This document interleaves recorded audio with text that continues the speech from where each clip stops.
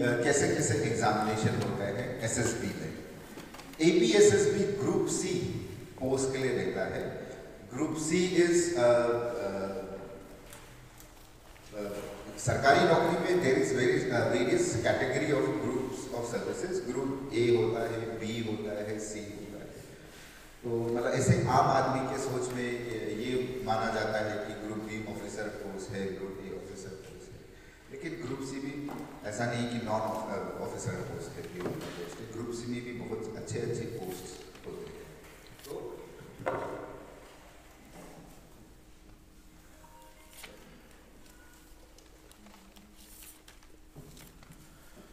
तो एपीएसएसबी में secondary level exams भी होते हैं। मतलब एजुकेशन क्वालिफिकेशन इज क्लास 10, जैसे कि एमटीएस, कांस्टेबल, मिनरल गार्ड, इन सब का एग्जामिनेशन जो होता है। तो ऐसा नहीं है कि एग्जाम लिखने के लिए you have to finish graduation या 12 करना है। अभी भी मैं बोलता हूँ, अगर आप भी यूजी स्टूडेंट है या इवन 11-12 में पढ़ रहा है, ये सब एग्जाम को दीजिए। कुछ नहीं होने से भी एक्सपीरियंस के लिए दे सकते हैं, क्योंकि आपको यूज टू हो जाएगा कि कॉम्पिटिटिव एग्जाम कैसा होता है। फिर उसके बाद हायर सेकेंडरी लेवल एग्जामिनेशंस होते हैं, जिसमें class 12 pass is the requirement. तो 10 वाला एग्जाम भी है, क्लास 12 का एग्जाम भी है। तो उसमें आप भी दे सकते हैं। लोअर डिविजनल क्लर्क है, जूनियर सेक्रेटरी असिस्टेंट है, बहुत सारे ऐसा सिमिलर पोस्ट है, स्टॉकमैन, कंप्यूटर ऑपरेटर, जिसमें class 12 pass is only required.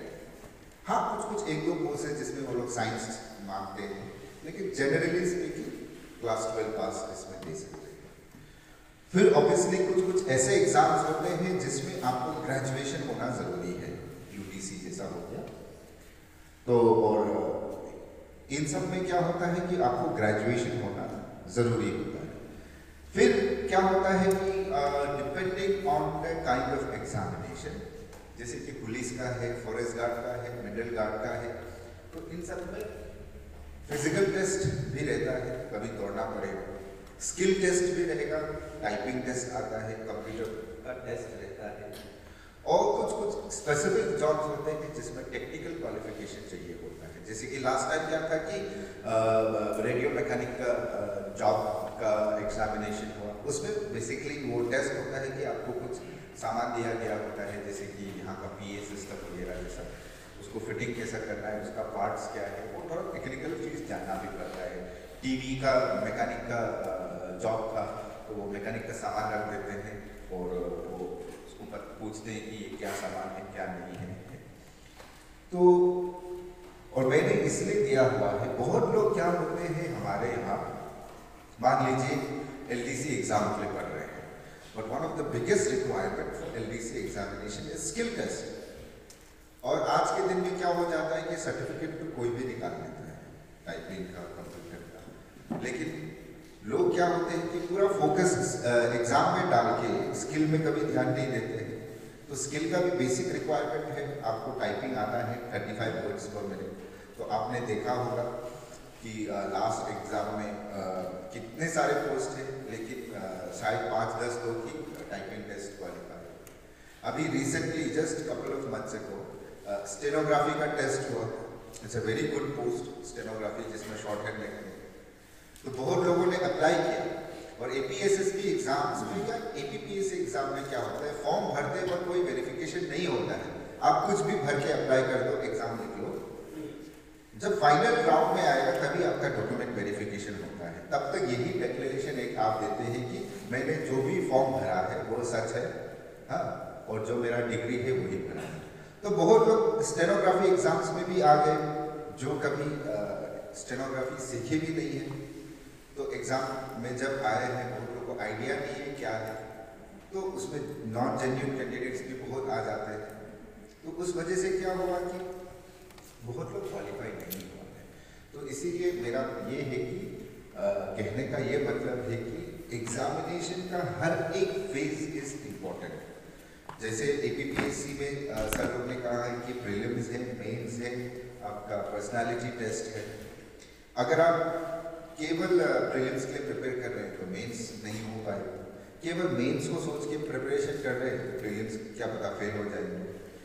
आपने प्रीलिम्स और मेंस बहुत अच्छे से दिया, लेकिन पर्सनालिटी टेस्ट के बिल्कुल प्रिपेयर नहीं किए, आपका कम्युनिकेशन स्किल ठीक नहीं है, तो फिर आपका चांस कम हो जाता है।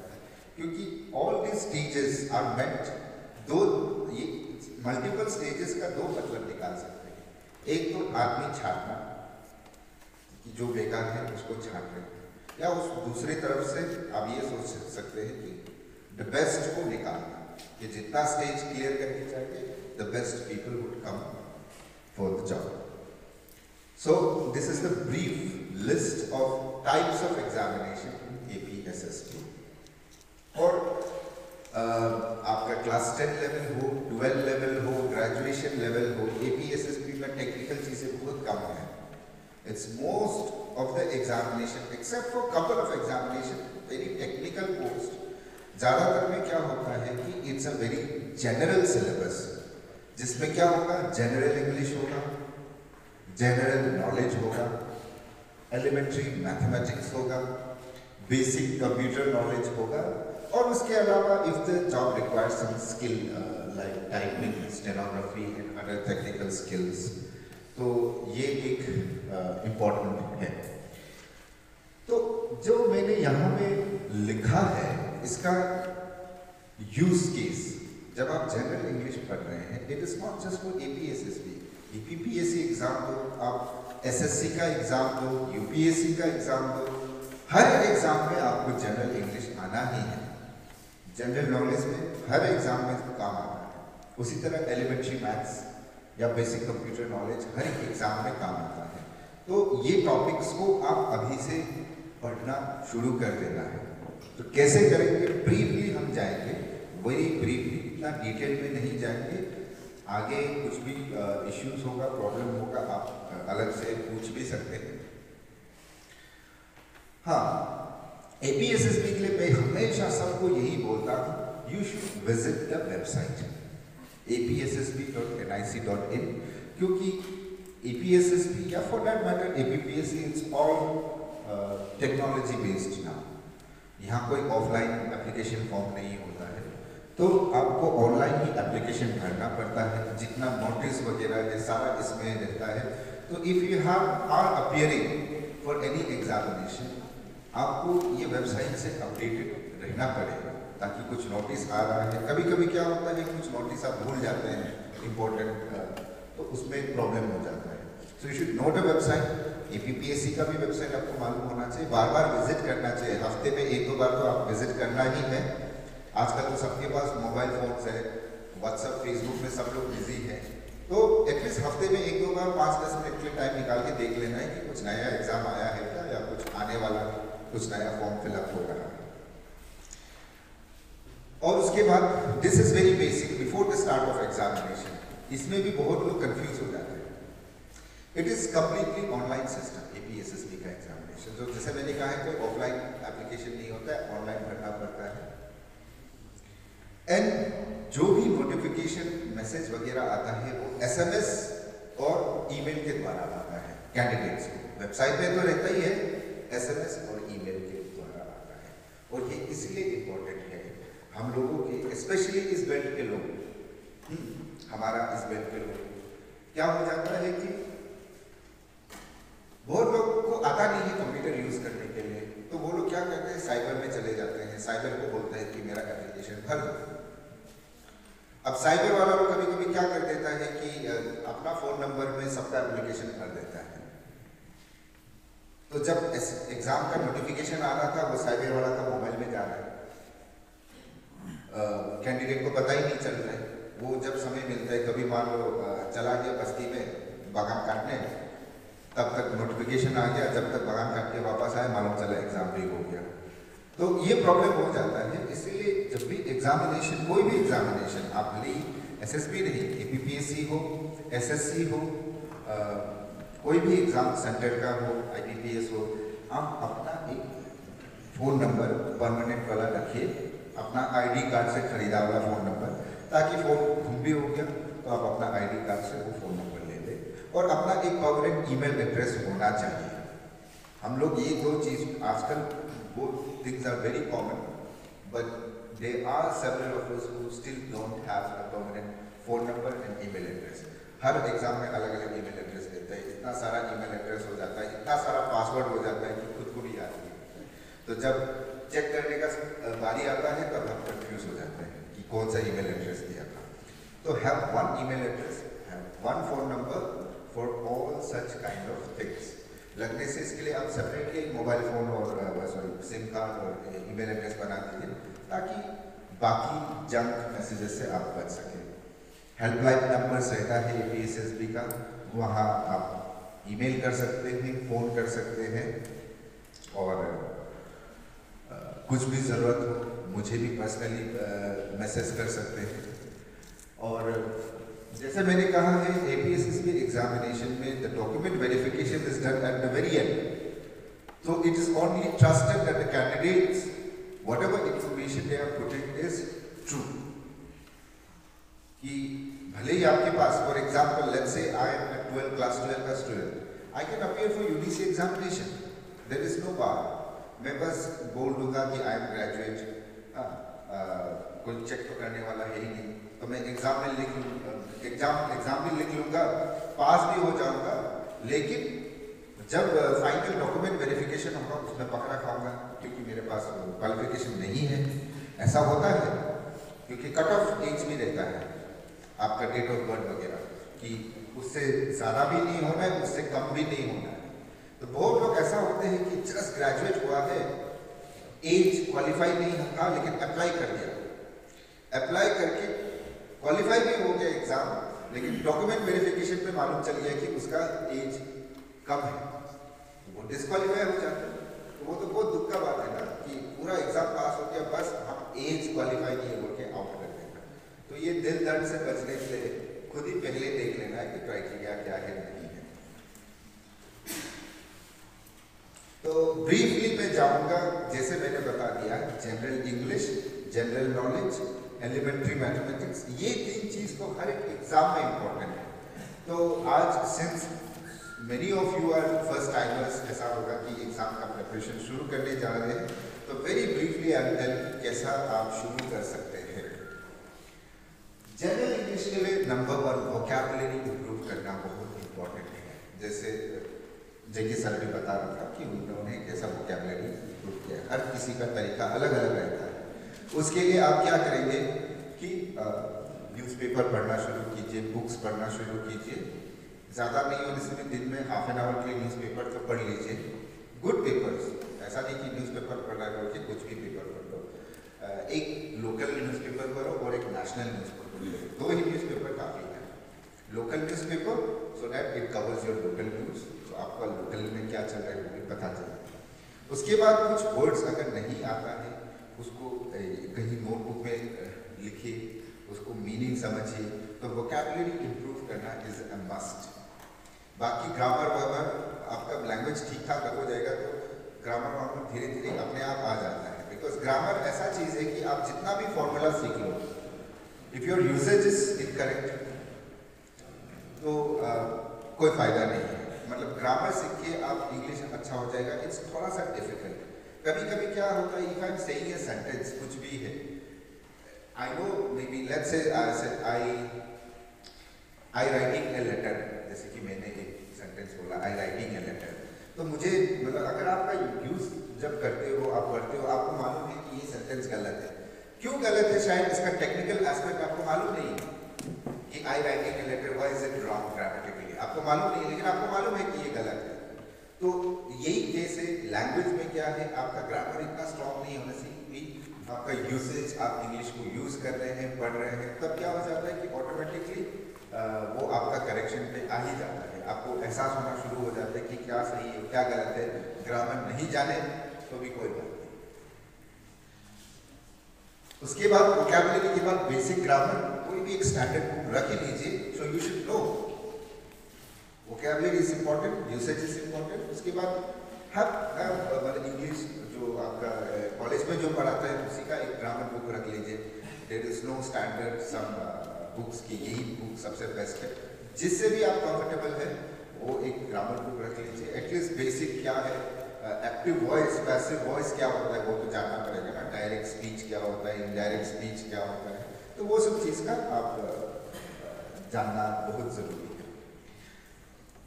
उसके बाद तीसरा क्या है, these are more applications, so vocabulary and grammar, these tools are, मतलब आप थोड़ा स्टडी करना पड़ेगा।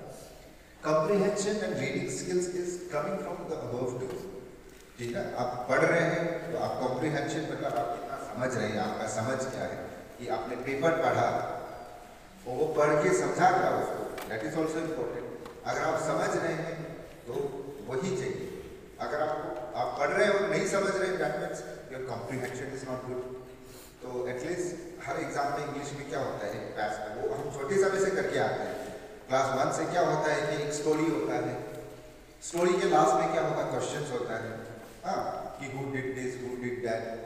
हिस्ट्री भी पढ़ते हैं तो वही होता है। सो ये कॉम्प्रिहेंशन तो हम पहले से करके आ रहे हैं, वही होता है। पैसेज है, पैसेज के बेस पे कुछ क्वेश्चंस होगा, तो उसके बाद आपको पूछा जाएगा जिसको आंसर आपको पैसेज के समझ से ही करना है। उसके बाद पास्ट पेपर्स को सॉल्व कीजिए, ये बहुत जरूरी है, क्योंकि कभी कभी क्या होता है हम प्रिपेयर करते रहते कैसे टाइप का सवाल आ रहा है वही आइडिया नहीं। तो पास्ट पेपर सॉल्व करने से ये होगा कि आपको आइडिया मिल जाएगा कि आपको किस तरह का प्रिपरेशन करना है। और जैसा सभी सर ने कहा है पहले भी, your goal should be very crystal clear to you. आप यूपीएससी लिख रहे हैं, एसएससी लिख रहे हैं या यूपीएससी जो भी लिख रहे हैं, your goal should be to crack the examination. जैसे रोमे सर ने कहा है कि वो साइकोलॉजी लिखे थे, मैंने ज्योग्राफी में दिया था, हाँ। तो आज के दिन में मुझे ज्योग्राफी आए ना आए कोई फर्क नहीं पड़ता, nobody is going to ask me geography questions. Your goal should be to crack this examination by hook और बाय क्रुक, जैसे भी हो, किस तरह से पढ़ना है, क्या करना है।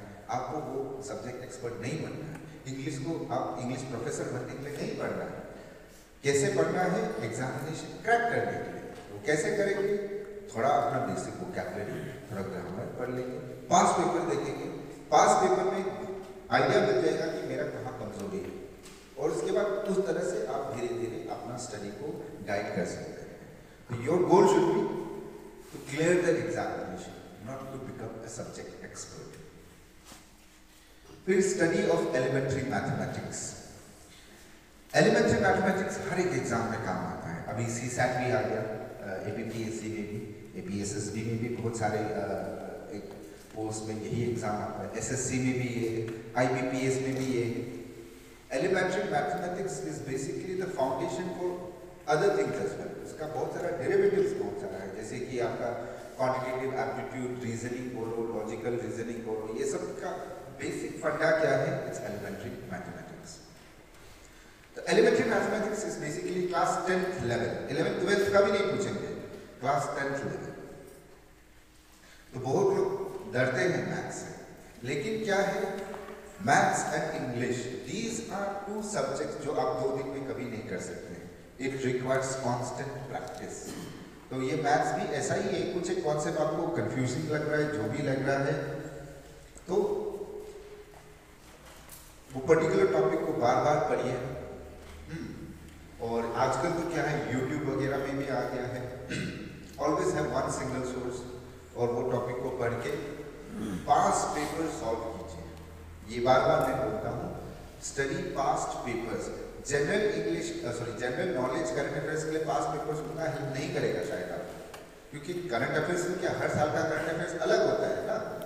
They won't ask you what prime minister did in 1991 ना, आज का पेपर में, तो आज का करंट अफेयर्स पेपर आज का न्यूज होता है। लेकिन जनरल इंग्लिश और एलिमेंट्री मैथमेटिक्स वो आप 1995 में बोलो या 2021 में बोलो, 22 में बोलो, वो सेम ही रहेगा। तो उसके लिए भी क्या है, have minimum resources and maximum repetition and revision. तो पास्ट पेपर सॉल्व कीजिए क्लास 10 के लिए, क्लास 10 लेवल तक का आप मैथ्स पढ़ लीजिए। 10 मैथ्स ऐसा नहीं है कि केवल क्लास 10 का मैथ्स पकड़ रहे हैं आप, 10 मतलब एनीथिंग बिलो 10। क्लास 6 से शुरू कीजिए, लगता है तो क्लास 5 से शुरू कीजिए। अगर आपका बहुत कमजोर है जैसा लग रहा है ना, क्लास 1 से शुरू कर दो आप, हाँ, कॉन्फिडेंस बढ़ेगा।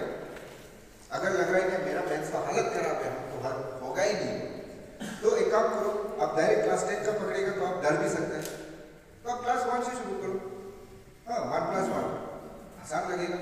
तो जब वो बुक को एकदम कंफर्टेबल हो जाए, क्लास 2 में जाओ, क्लास 3 में जाओ, क्लास 4 में जाओ, तो अब आपका कॉन्फिडेंस लेवल बढ़ते जाएगा। आप डायरेक्ट क्लास 10 का शायद पकड़ लेगा। अभी बहुत सारा का फाउंडेशन भी, तो हमारा विलेज स्कूल्स में ऐसा होता है कि फाउंडेशन थोड़ा वीक रह ही जाता है, आप जितना भी बोलो। तो वो फाउंडेशन का अभी भी समय है। उस समय में क्लास 1 पढ़ने में 1 साल लगा, लेकिन अभी क्लास 1 को आप शायद 1 दिन में या 2 दिन में पढ़ लेगा। तो आप वहीं से शुरू कर लो, और ज़्यादा हाई फाई बुक्स भी ज़रूरी नहीं है। NCERTs जो स्कूल का फ्री बुक्स है उसी से पढ़ लो, वो आपका स्ट्रॉन्ग फाउंडेशन देगा। और उसके बाद आप रिविजन, रिपीटेशन, पास भी करो। फिर जनरल नॉलेज। जनरल नॉलेज आपका 2 प्रकार का होता है।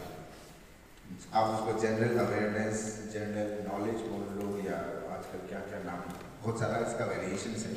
2 प्रकार का होता है, एक होता है स्टैटिक पार्ट और दूसरा होता है डायनामिक पार्ट। स्टैटिक पार्ट है जो फिक्स्ड जनरल नॉलेज है, जैसे कि which is the highest mountain हो गया, हाँ, देश की आज़ादी कब हुई, when was the first war of independence, Rani Jhansi कहाँ से थी, वगैरह। तो ये सब चीज that don't change, that is was the same earlier and is the same now. वो इंफॉर्मेशन भी आपको जानना है कि लार्जेस्ट स्टेट क्या है, हाँ, लार्जेस्ट कंट्री क्या है, ओशन क्या है, जिसमें आपका हिस्ट्री, पॉलिटी, ज्योग्राफी वगैरह आ जाता है। तो वो सब के लिए तो आजकल बहुत सारे स्टैंडर्ड बुक्स मिलते हैं।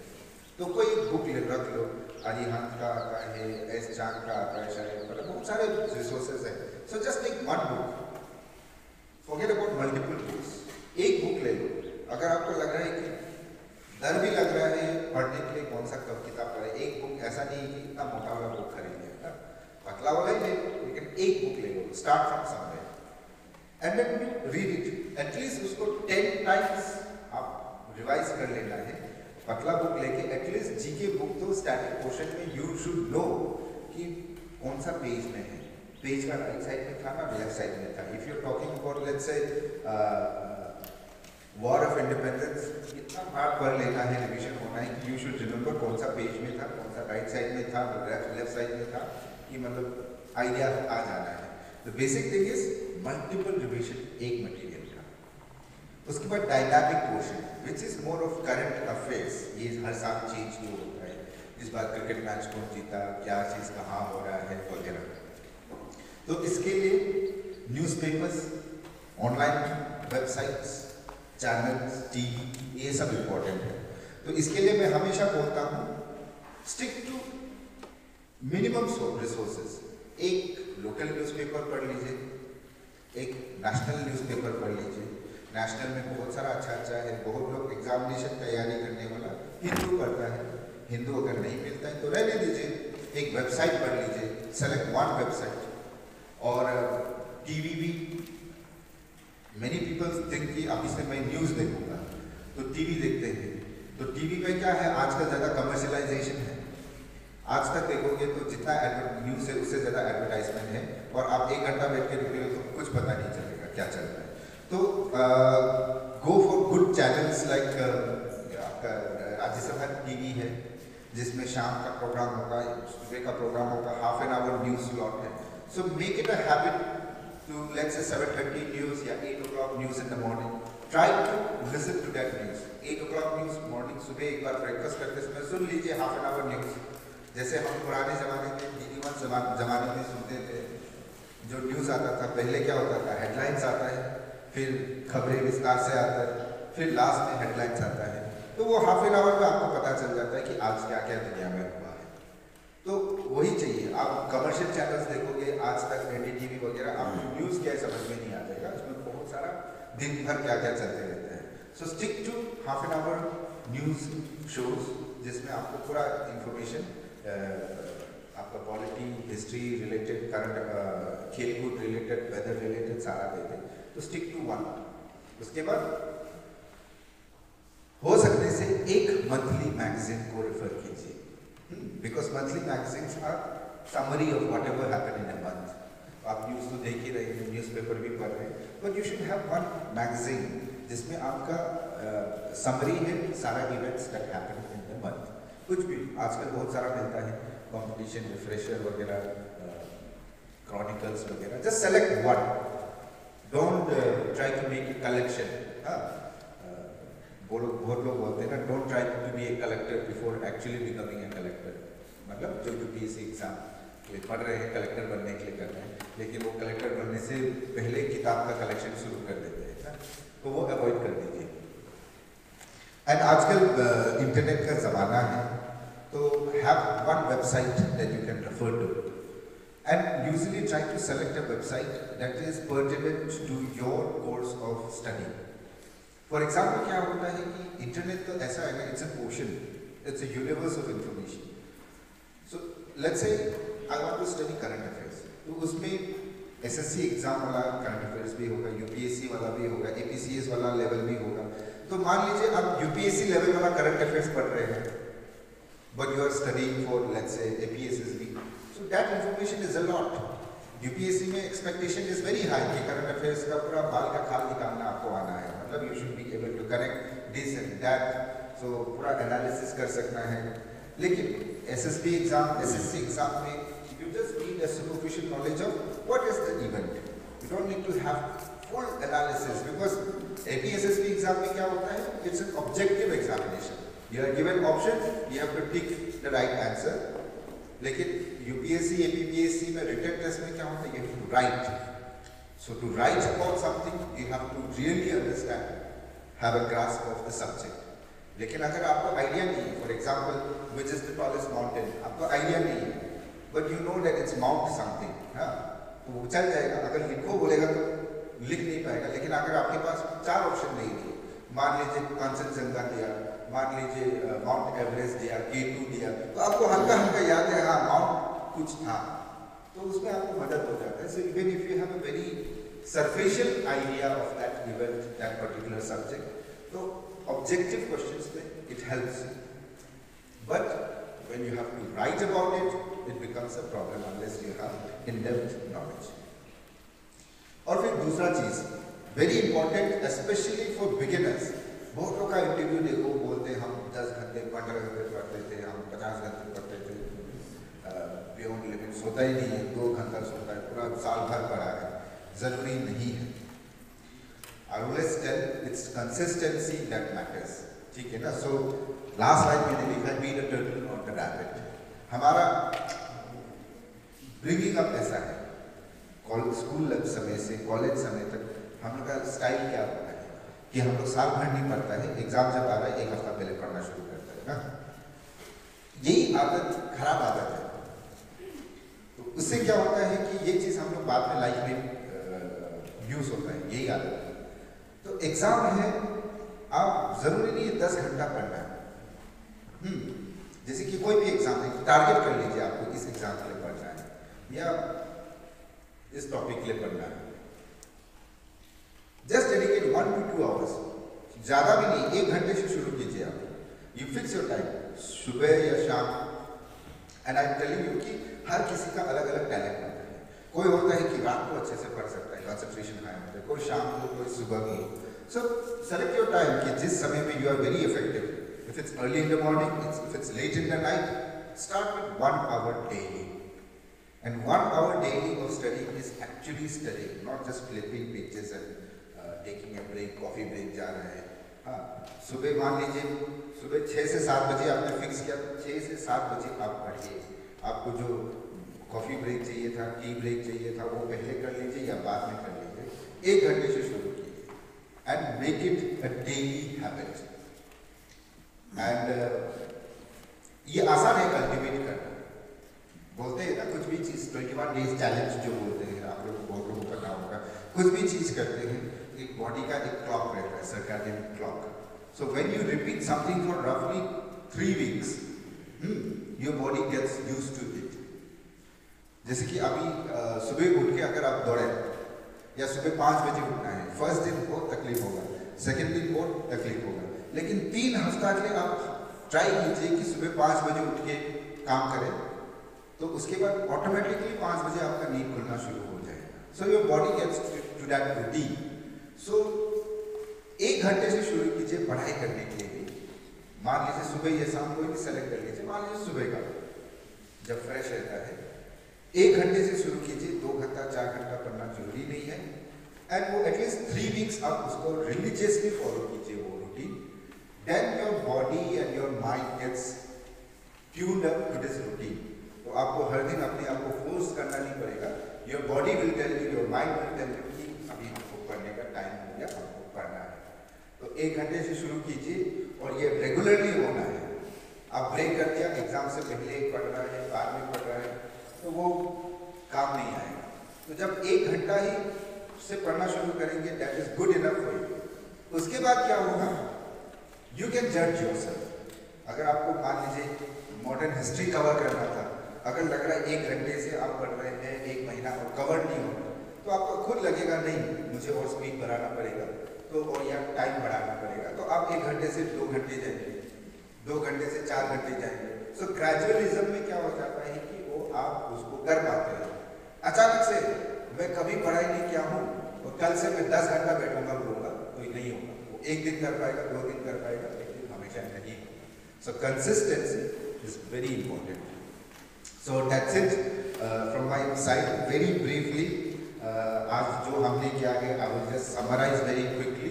कि Asmi Madam started with general current tackling APPSC examination. Tulak sir ने essay पे ध्यान दिया और English पे ध्यान दिया, and also other general studies. And Romy sir gave you a briefing about how to select an option and how to get high marks, score high in optionals. And I have covered APSSB very briefly कि क्या-क्या तरह के exam होते हैं and what are the basic subjects. दोबारा repeat करूँगा, general English, elementary mathematics and general knowledge. ये 3 चीज़ हैं which are very common and common for all the examination regardless of आप कौन सा एग्जामिनेशन दे रहे हैं। तो हमने ब्रीफली भी बताया कि किस तरह से आप अप्रोच करना है। अगर if you are new, start with 1 hour, study daily, and कुछ भी प्रॉब्लम है तो आप पूछ सकते हैं। So now we would like to open the house for questions if you have any. So that's it from my side. Thank you.